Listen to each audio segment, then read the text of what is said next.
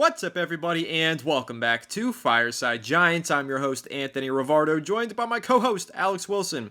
What's going on in the New York Giants backfield? Now, they entered the season with Devin Singletary as the lead workhorse back, but in Week 5, he was out with a groin injury, and who stepped in? Tyrone Tracy, rookie 5th-round pick out of Purdue. Looked like an absolute stud. All right, Tyrone Tracy looks ready to start a full season in the backfield for the New York Giants. But will he? Are the Giants going to move to a split workload, a running back by committee, or does Singletary take the starting job and just keep it? Or maybe Tyrone Tracy has an opportunity here to become the starter. I don't know how it's going to shake out for the rest of the year, but one thing I do know, the Giants, they did it again. They struck gold in the 5th round of this year's draft by selecting Tyrone Tracy, and we are so excited about him. Listen, we were excited about Tyrone Tracy when the Giants made the selection all the way back in April. We were really hyped up with that one, and now here we are in October watching the Tyrone Tracy breakout take place, and we're even more excited. And honestly, I think this kid has such a bright future with this team. And hey, I'll even just go on a little bit of a side tangent here and just say 5th round picks for the Giants. If you do recall, Micah McFadden was a 5th round pick as well. Joe Shane, he's been hitting on some of these mid-round picks. Somebody in yesterday's episode highlighted the fact that the Giants had several mid-round picks that we didn't even get to in our conversation in yesterday's episode that have hit over the past few years, Micah McFadden being one of them. And now Tyrone Tracy, 5th round pick, looking great, looking like he could take over the starting running back job at some point this season. Really important considering where the Giants were last year with the running back position. Saquon Barkley, do they pay him? Do they not? He walks away in free agency, and boom, the Giants go ahead. They sign Devin Singletary, draft Tyrone Tracy. Now this backfield looks completely different, and we feel like we have a really bright future in the running back position. So we're excited to go ahead and dive into it today, discuss Tyrone Tracy, his potential for the rest of the season and beyond, and really just talk about what a performance he had in Week 5 against the Seattle Seahawks. But before we dive into all that, Alex, how are you doing today, my friend, and how are you feeling about Tyrone Tracy Jr.? I'm feeling really good, guys. Tyrone Tracy really impressed me this past week. Obviously, the Eric Gray fumble opened up the doors for Tracy to take over.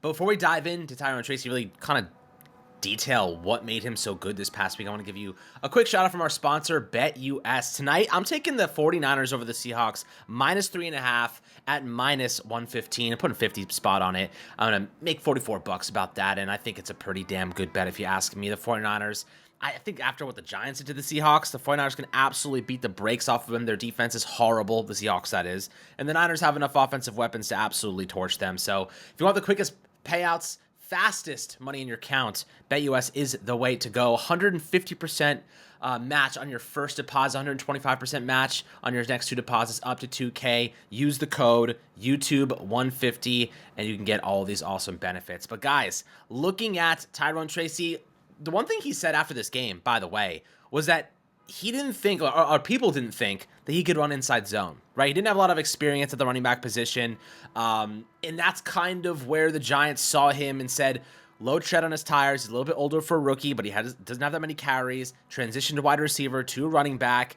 And this is a guy who the Giants haven't even used in the passing game really just yet. We've seen him get a couple of receptions, a couple targets every now and then, but he's mainly been a running back for them. He only had 1 reception or 1 target in this past game. Eric Gray actually had more on that first series, had 2 big screens. Tyrone Tracy as a receiver is a piece that the Giants can get really creative with, and I think that they will start to kind of deploy him in different ways, get a little bit more creative moving forward. But what I love to see from him, and Anthony, I thought the stat was awesome. Tyrone Tracy was the only running back in Week 5 that didn't have a carry for negative yards. He was the only only running back in the whole league that had positive yardage on every single carry of the day. I think it was probably a minimum of a certain amount of carries, but had 18 of them, 129 yards. That's awesome. There's 2 things that says to me, right? One, Tyrone Tracy is making good decisions when he's reaching the apex point of that play, whether it's exposing the right gap and going through the hole with decisiveness. And then the second part of it is the offensive line's run blocking, stepping up and performing at a high level. And I think that I wrote it this morning about John Michael Schmitz. He's one of the highest run blockers on this team right now. As a second-year player, a lot of people called him a bust.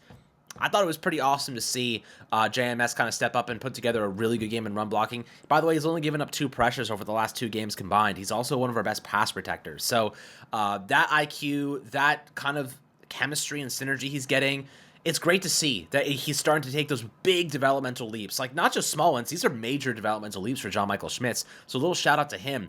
But the benefits of this offensive line taking steps forward, the chemistry, the health, most imperative to the equation here, is that the pass blocking was good from day one. Now they're starting to get the run blocking situated too. And if they get this running game going, and Tyrone Tracy, by the way, I think should be getting 50-50 snaps with Devin Singletary moving forward, ride the hot hand.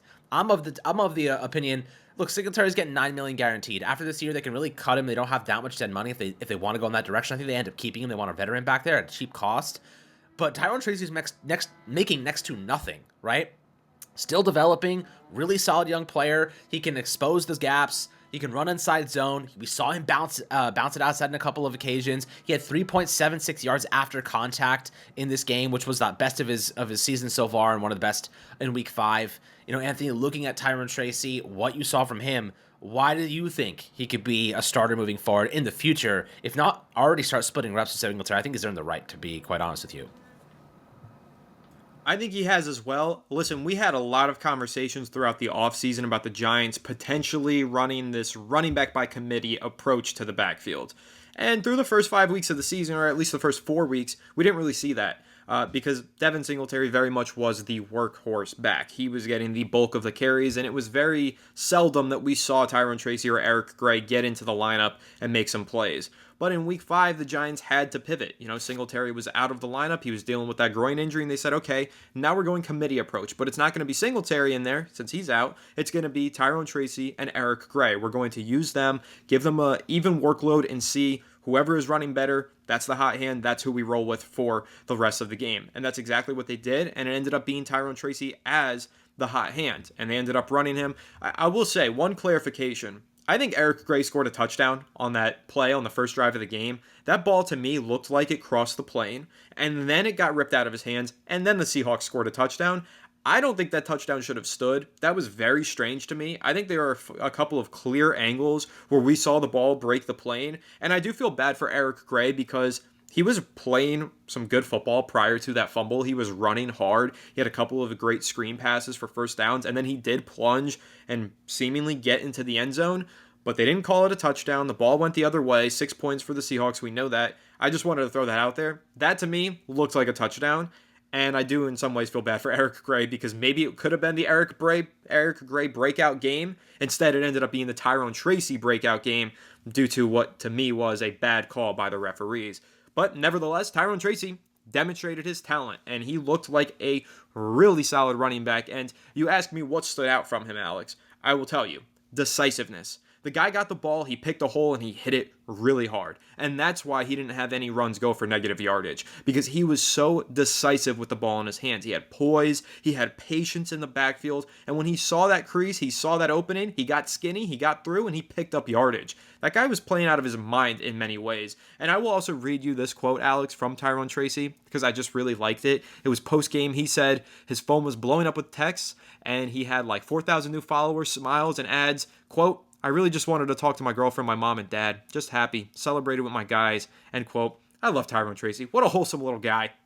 Awesome running back. Wholesome person off the field. Happy to see him having this kind of success as a rookie. And I think he's only getting started. I think he's just scratching the surface of his potential. He's barely got any tread on his tires. As we mentioned in yesterday's episode, Alex, he's only played running back for 1 year in college. The rest of it was at wide receiver. It's a totally different game. Now he's playing running back in the NFL level, and he's barely done it at the collegiate level, so there's just a lot of untapped potential, but he's got tremendous contact balance. He's decisive as a runner. He's got good vision, and yeah, he breaks a lot of tackles, so this is a kid with tremendous potential, and I do agree with you. He should be splitting these reps with Devin Singletary going forward, and that's not a knock on Singletary. I've been praising Singletary endlessly. The amount of tackles that he broke in the first 3 games of the season, that was incredible. He's a really good running back.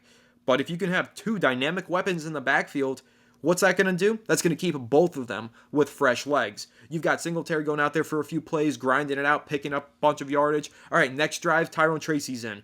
Now that means the following drive, Devin Singletary, he's rested up, he's ready to go and make an even greater impact than he made on the last drive. So you're going to wear down defenses when you have multiple good running backs, and you're going to keep your running backs fresh. So I think the Giants started experimenting with that running back by committee idea in week 5 with Singletary out of the lineup. And now that they saw that they have legitimate talent in their backfield, a good receiving back in Eric Gray has demonstrated on those screens, and a very good all-around running back in Tyrone Tracy, plus Devin Singletary, yeah, I think going forward we see a much more committee taken approach here from the New York Giants. I think all these running backs get involved, but in particular, I think Singletary and Tracy Jr. can both go for a bunch of yardage this year and find their way into the end zone on numerous occasions.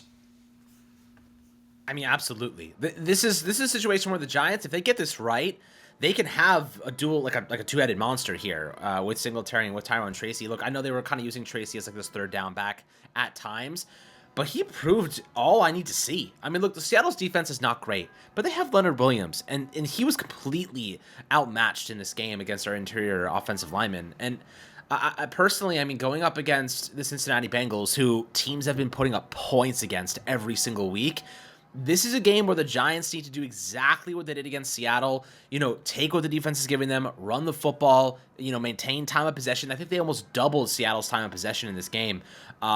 This is how the Giants are going to win football games, right? They're going to have to command the football. They're going to have to maintain that time of possession and not turn it over. Singletary, he already has a couple fumbles on the year. I know Tyrone Tracy has been a little bit better protecting the football, hasn't fumbled as a running back, but also not many opportunities. Last week he had good ball protection and he was looking really adequate and efficient in a lot of ways. So, right now I am curious to see though, if they do get Tyrone Tracy involved in this team, in this run game a little bit more prominently, how that opens up play action. Because watching back all of Daniel Jones' throws from this past week, Anthony, what I noticed was a lot of play action in the second half because the Seattle Seahawks were so scared of Tyrone Tracy and his running game after he was carving them up like a Thanksgiving turkey. They decided, okay, we're going to run some more play action. You want to know what happened? Theo Johnson had a big catch over the middle, and Darius Slayton had a massive 30-yard touchdown catch, all coming off play action because they all bit down into the box and they had nobody dropping deep into quarters coverage or into even cover 3. They weren't even playing cover 2 half the time. They were playing cover 1. I don't even understand what the hell the Seattle Seahawks were doing, but they were just so poorly managed in that game defensively. Just stop the deep throws. Keep everything in front of you. Make the Giants march down the field on 15 plays. Like, they were giving up large chunk plays. That's not going to happen against the Bengals. They're going to be a lot better on the boundary. They'll probably play a lot more cover 2. We're going to have to work to move the football. And the easiest way to do that, screens, running game, play action. Those are going to be the staples for the Giants this upcoming week. I wouldn't be surprised for a few more deep shots. They have to take some deep shots, be a little bit more explosive. But this running game being adequate opens up those opportunities so much. How do you think they get Tracy involved as a receiver? How do you think they can get creative in that way? Because I do think he's such an underused aspect of the offense in the sense that he can run routes like a receiver. He's got the feet of a receiver. They just don't use him like one just yet.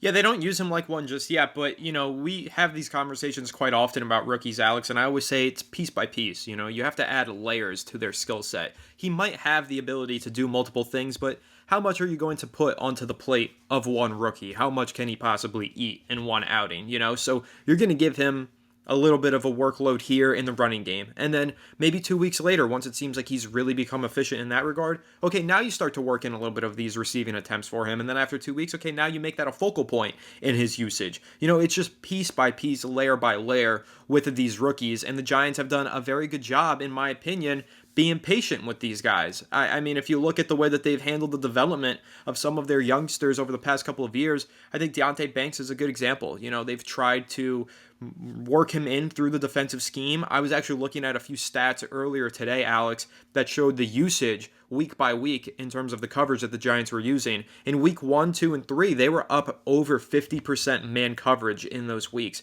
and Banks was struggling. And then they switched it. Weeks 4 and 5, they played under 30% of man coverage in their defensive scheme in both of those weeks. And hey, we saw a much better version of Deonte Banks in both of those zone coverage heavy schemes. And I know what you guys are going to say. Well, week 4, he let up that one deep touchdown pass. It happened in man coverage. It is the only reception that he surrendered in man coverage, went for 55 yards and a touchdown. Other than that, in zone coverage, he had a good game, and then he only played 20% man coverage, 80% zone coverage in week 5, and absolutely dominated. So I think that's just a good way to highlight how the Giants are testing things out with their youngsters. Maybe it doesn't fully relate to the Tyrone Tracy point, but you look at the way that they've developed some of their guys.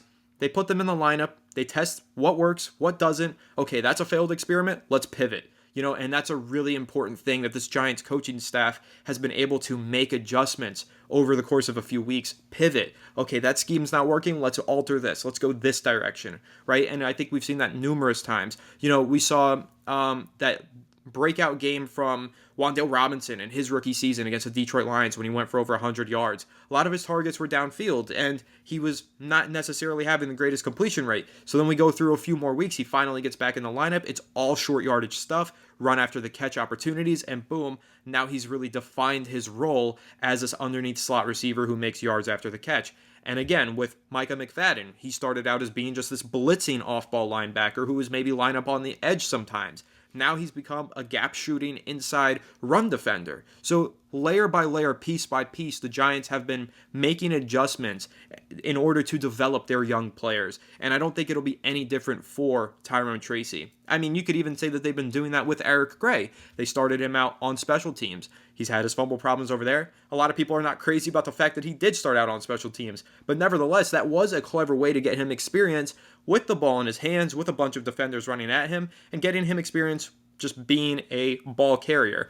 Now, piece by piece, they're adding in the layer of making him a receiving running back. Then they're probably going to give him some handoffs as well. And they're going to do the exact same thing with Tyrone Tracy. During training camp, what was he doing? He was returning kicks and punts. Then during the preseason, what was he doing? He was taking handoffs. Now in the regular season, he's taking handoffs. But we all know in the back of our minds, he's got this ability as a receiver. Former wide receiver converted running back. What's the next piece of this puzzle?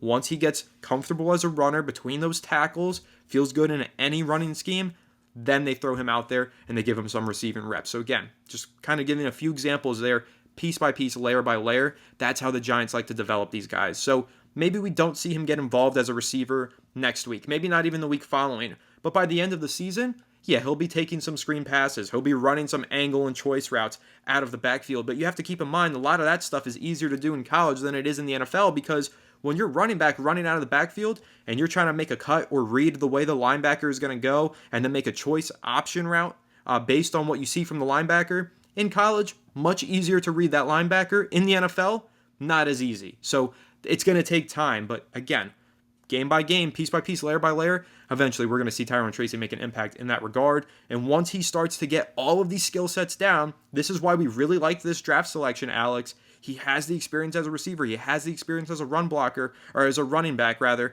and he has incredible tackle breaking ability. The potential was always immense with Tyrone Tracy. So as they continue to put more on his workload and more on his plate, I'm expecting him to continue eating, continue developing, and become a focal point of this Giants offense at some point in his career. So very excited about him, and I do think by the end of the year, not only will he be a focal point in the running game, but also as a receiver out of the backfield as well. Yeah, absolutely. That's the next layer to his game. Honestly, not even really. He's just getting more reps on the ground and, building chemistry with this offensive line and just kind of working his way into the fold here is where I envision Tyrone Tracy's development kind of continues on. But this upcoming week against the Cincinnati Bengals, you can run on the Cincinnati Bengals. Their defense is very susceptible. Now, it doesn't seem as though Malik Neighbors is going to be available on Sunday night based on the way that he is progressing through practices. He didn't really practice at all today. I don't think they'll have him. And if that's the case, the ground game has to produce, right? Like, it's going to be a heavy dosage of Tracy and Devin Singletary. Lots of Wan'Dale Robinson, lots of Darius Slayton once again, most likely. So it's going to be a fun game. I mean, listen, the Bengals are a lot different than the Seahawks. Joe Burrow is cooking right now. He's scoring points. This defense is going to be a big test. But the Bengals offensive line, they have their moments where they're good and bad, and the Giants have more than enough pass rush. Of course, they lose Kayvon Thibodeau to the wrist injury. We didn't even talk about that. We'll have to discuss that later on. But, right now, I think as for Tyrone Tracy in this segment, really optimistic about him as a fifth-round pick to see him put up 129 yards on the ground.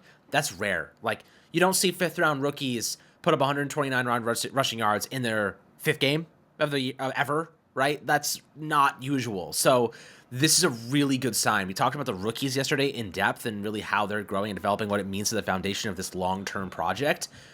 Guys like Tracy keep costs down. At positions, as you see, they get paid nice amounts of money, $12, $13, $14 million per year. That chunk of money is like the majority of a contract of like a DJ Reed, right? Like if you wanted to get him for like 15, 16 mil a year, that pays for a nice chunk of like a DJ Reed, like a CB2 alongside Deontay Banks next season, having a dirt cheap running back like Tyrone Tracy. Not to mention a third round, like a slot corner like Drew Phillips. Like think about it, a secondary. And by the way, DJ Reed's having like a really good year for the Jets right now, like a tremendous year. And he's going to be a free agent and they can't afford him for the most part. And assuming they have to let him go and the Giants have some money to spend, this defense next year could be Kayvon Thibodeau, Dexter Lawrence, Brian Burns, Deontay Banks, DJ Reed, Bobby Okereke, Drew Phillips, and Tyler Nubin. That is a really, really good defense, chock full of veteran leadership and youth, and cheap contracts and some big contracts as well mixed in. That is what a defense looks like, a good one at that too. And Micah McFadden, obviously a developmental player who's having by the way, he's like one of the best linebackers in the league this year. I think you mentioned that earlier. So he's been really, really, really good for this team. This defense has the potential to be top 5 unit next season. They're already kicking ass this season they're leading the league in sacks right now. And the offense, you already have Neighbors, offensive line's taking big steps forward. You add another piece or two to that equation. Who knows where this team goes? You know, this is an interesting process because a couple months ago, the Giants looked like they had never played a game before, and now suddenly they're starting to pick up the pieces and find some chemistry, find ways to win. The narrative has shifted, obviously giving credit where it's due across the board, and that includes Daniel Jones. But yeah, like Daniel Jones did a good job capitalizing on the running game last week. Hopefully they can utilize that same strategy and do the same thing this upcoming Sunday night against Cincinnati. Absolutely. And let me tell you guys, I am so excited for this upcoming game against Cincinnati on Sunday night, because I think that this could be the one that just changes the narrative for this team, right? We're talking about a Giants team that started out 1-3, is now 2-3. They're going up against a Bengals offense that is pissed off and supercharged with talent. Yeah, that team is 1-4 and they've lost some close games, but they do have a ton of talent on offense. And if this Giants defense can turn in a good game, well, then it's just on the offense to deliver. And it's really just on Daniel Jones to deliver on primetime. He has a 1-14 record in his career on primetime. But if he is able to win this upcoming primetime game, following a 2 to 3 game stretch of decent football, have a really good performance on Sunday night, kind of shift the narrative on his ability to win on primetime, I mean, damn, we're talking about a completely different Giants team than we were 3 weeks ago. That's just the truth of it. Going from 1-3 to 3-3 with a win on primetime against the Bengals, a team that was in the Super Bowl a few years ago with the same core of players that they have now. I mean, listen, I don't want to get too far ahead of myself, but this is a very important game for the Giants, and it could be a legacy game for Daniel Jones, depending on how it goes. That's what I'm going to say for it. So, again, I don't know what the future holds. I don't know what happens in the 2025 offseason. I don't even know what happens for the rest of the 2024 season. But this is a very important game for the standing of Daniel Jones in his starting position and for this Giants team as they try to claw back from a hole early in the year and get back into the playoff race, because it is only week 6. We are definitely still alive in this playoff race. We aren't 1-4. We aren't 0-5. The Giants have a couple wins, so therefore they do have a chance. But this game, this Sunday night game, primetime game, man, this could make or break everything, in my opinion. So I can't wait for this one. This is really exciting. Obviously, we've done a lot of conversation on Tyrone Tracy. He's going to be key in this one. Whether or not Neighbors plays, we'll update you guys on that over the course of the weekend and see if he's going to be able to go out there and face off against the Bengals' beat-up secondary. But keep in mind, it is a beat-up Bengals secondary. Giants have some matchups to exploit. They also haven't been good against the ground, so maybe we do see another 100-yard rushing performance from the Giants, whether that be Tracy or Singletary or both of them combined. I don't know, but it's going to be a lot of fun. Super excited for this weekend's game, and of course, we got you guys covered. All of the updates, instant reaction and recap of the game, all of that fun stuff right here on Fireside Giants. So make sure to leave a like if you enjoyed this episode. Subscribe to the channel if you're new. Ring the bell so you don't miss the episode. And comment your thoughts down below in the comment section. If you're listening on Apple or Spotify, make sure to leave us a 5-star review. Go and follow us on all of our social media channels at Fireside Giants. Without further ado, we'll catch you all on the next one. Have a good one, and let's go Giants.